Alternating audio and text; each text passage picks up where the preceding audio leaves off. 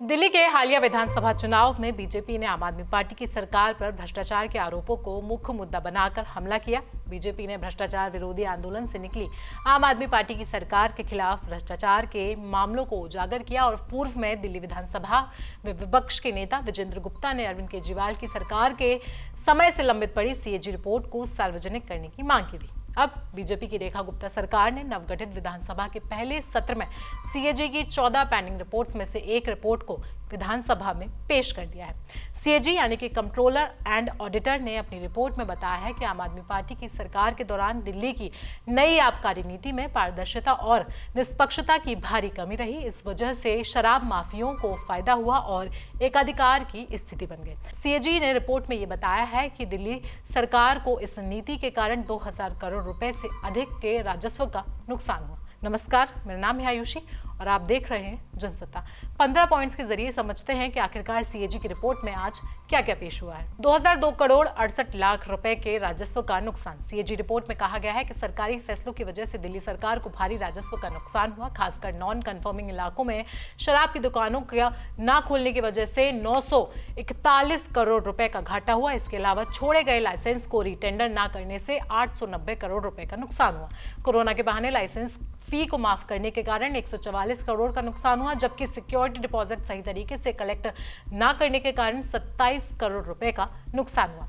इसके बाद लाइसेंस का उल्लंघन। सीएजी रिपोर्ट में यह भी कहा गया है कि दिल्ली एक्साइज रूल्स 2010 के नियम 35 को सही से लागू नहीं किया गया। जिन लोगों का ध्यान मुख्य रूप से मैन्युफैक्चरिंग और रिटेल पर था, उन्हें होलसेल लाइसेंस दिए गए, जिससे पूरे शराब सप्लाई चेन में एक ही व्यक्ति को लाभ हुआ।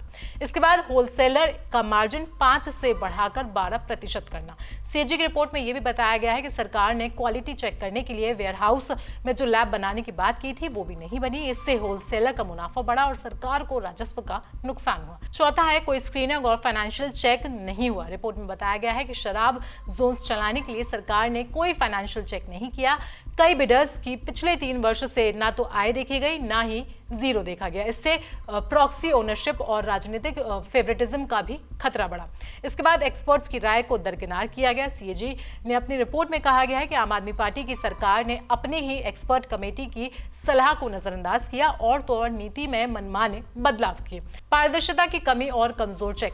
रिपोर्ट में यह भी कहा गया है कि नई नीति में एक व्यक्ति को केवल 2 दुकानें रखने की अनुमति थी, जिसे बढ़ाकर 4-5 कर दिया गया। इसके अलावा पहले दिल्ली सरकार की 377 दुकानें थी, लेकिन नई नीति के तहत 849 लिकर वेंट्स बना दिए गए, जिनमें से केवल 22 प्राइवेट प्लेयर्स को लाइसेंस मिले, जिससे एक अधिकार और कार्टेलाइजेशन को बढ़ावा मिला। एक अधिकार और ब्रांड पुशिंग। सीएजी की रिपोर्ट में यह भी उल्लेख किया गया है कि मैन्युफैक्चरर्स को केवल एक होलसेलर के साथ टाई अप करने की बाध्यता थी, जिससे शराब की बिक्री में कुछ ब्रांड्स का दबदबा रहे। इसके बाद कुछ शराबी बिक्री में से 367 पंजीकृत IMFL ब्रांड्स में केवल 25 ब्रांड्स में से 70% हिस्सेदारी बनाई गई। केवल 3 होलसेलर्स यानी कि 71% आपूर्ति पर नियंत्रण किया गया। इससे शराब के दामों में हेराफेरी हुई और उपभोक्ताओं के पास विकल्पों की कमी हुई।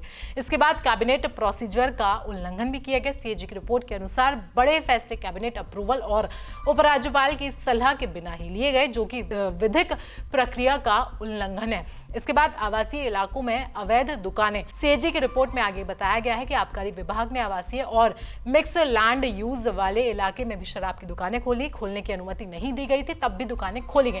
निरीक्षण टीम ने गलत रिपोर्ट दी और कुछ दुकानदारों ने खुद ही माना कि उनकी दुकानें आवासीय इलाकों में थी। एमसीडी ने 2022 की शुरुआत में ऐसी 4 अवैध शराब दुकानों को भी सील कर दिया था।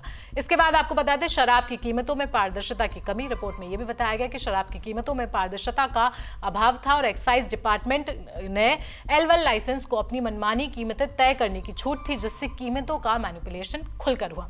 इसके बाद टेस्टिंग से संबंधित नियमों का उल्लंघन। सीएजी की रिपोर्ट में यह भी बताया गया है कि शराब के गुणवत्ता परीक्षण के बिना लाइसेंस दिए गए थे। कई टेस्ट NABL से अप्रूव लैब से नहीं करवाए गए, जिससे BIS और फसाई की गाइडलाइंस का उल्लंघन हुआ। 51% विदेशी शराब की टेस्ट रिपोर्ट या तो पुरानी थी या फिर उपलब्ध नहीं थी और हैवी मेटल्स और मिथाइल अल्कोहल जैसी खतरनाक सामग्री की जांच भी ठीक से नहीं कराई गई। इसके बाद तस्करी और एक्साइज इंटेलिजेंस ब्यूरो। सीएजी की रिपोर्ट में यह भी कहा गया है कि शराब की तस्करी रोकने के लिए कोई ठोस कदम नहीं उठाया गया। जब्त की गई शराब में 65% देसी शराब थी, लेकिन इसके बावजूद तस्करी करने वालों के खिलाफ कोई भी ठोस कार्रवाई उस समय नहीं की गई। उसके बाद अगला है खराब डेटा मैनेजमेंट और अवैध शराब के व्यापार को बढ़ावा।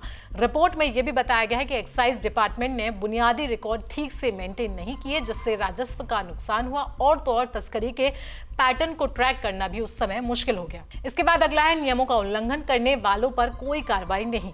सीएजी में यह भी बताया गया है कि शराब नीति का उल्लंघन करने वाले लाइसेंस धारकों के खिलाफ कार्रवाई नहीं की गई। कई एक्साइज रेड्स सिर्फ दिखावे के लिए की गई और तो और छानबीन की रिपोर्ट्स भी कमजोर निकली। और अब आखिर में है पुराने तरीकों का इस्तेमाल। रिपोर्ट्स में यह भी बताया गया है कि एक्साइज एडिसिव लेवल प्रोजेक्ट को लागू नहीं किया गया, जिससे शराब आपूर्ति चेन में धोखाधड़ी बढ़ाने की संभावना थी। पुराने और निष्प्रभावी टैंकिंग मेथड्स का इस्तेमाल किया गया, जबकि आधुनिक एआई और डेटा इंटेलिजेंस का इस्तेमाल इस दौरान नहीं किया गया। तो सीएजी की रिपोर्ट ने दिल्ली की शराब नीति में कई सारे गंभीर खामियों और अनियमितताओं को उजागर किया है, जिससे सरकार को भारी आर्थिक नुकसान हुआ और तो और शराब के व्यापार में पारदर्शिता का घातक अभाव भी देखा गया। अब सीएजी रिपोर्ट पटल पर आने के बाद दिल्ली में जाहिर सी बात है कि सियासत बढ़ सकती है, लेकिन इस पूरे मामले में क्या कुछ अपडेट्स आते रहेंगे, हम आपको लगातार जानकारी देंगे। बाकी आपको ये जानकारी कैसी लगी हमें कमेंट सेक्शन में जरूर बताएं।